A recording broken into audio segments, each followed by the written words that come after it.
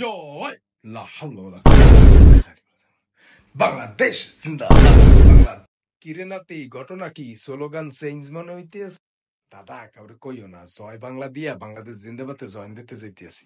বিষয়টা খারাপ না, তয় জয় বাংলার মতো বাংলাদেশ জিন্দাবাদও যা শুরু করছে, এতে ওই জয় বাংলার মতো এগো পলাইতে হয়নি হেডে দেখ। দাদু এয়া তুমি কি বলতে আছো? তাইলে মুই কোথায় জয়েন দিমু? ওই যে ওরা তো দেখতেছি ভালো করতে আছে, এরা তাহিদি জনতার লগেও আছে, আবার সুশীলদের বুদ্ধিজীবীগুলোর লগেও আছে। এরা গণতন্ত্র দিয়ে ইসলাম লইয়া ওর কথা কয়।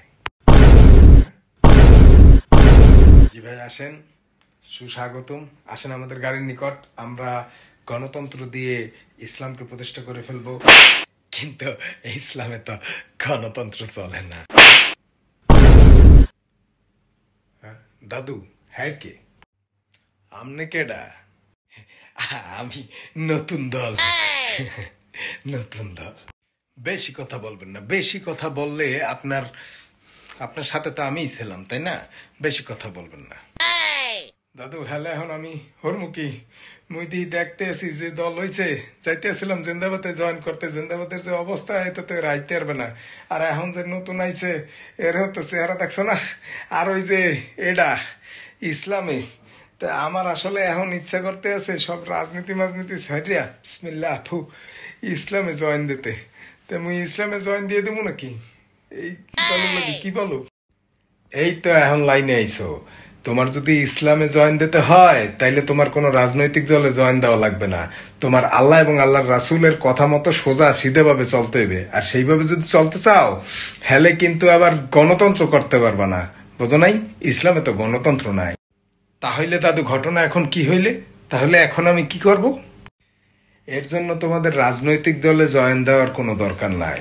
তোমরা একসাথে হও, মুসলমানরা সব একসাথে হও। তোমরা নিজেদের দিন জানো এবং মানুষকে জানাও কেন শরিয়া গুরুত্বপূর্ণ। মানুষের মধ্যে শরিয়ার ভালোবাসা তৈরি করো। সবার মধ্যে ভয় আছে শরিয়া নিয়া, এই ভয় কাটাই দিতে হবে। শরিয়া নিয়া ভালোবাসা ঢুকাইতে হবে মানুষের মনের মধ্যে। কেমনে ঢুকাবা? সত্য কথা বললেই যথেষ্ট, আমাদের অন্য কিছুর দরকার নাই। অনেক কুফফাররা যেটা করে, আমাদের শরিয়াকে বাজেভাবে রিপ্রেজেন্ট করে, ওইটাকে সুন্দরভাবে রিপ্রেজেন্ট করো। মক্কায় দেখো নাই রাসূলুল্লাহ সাল্লাল্লাহু আলাইহি সাল্লাম কেমনে হাজার হাজার মানুষ লইয়া ঢুকে গেছে?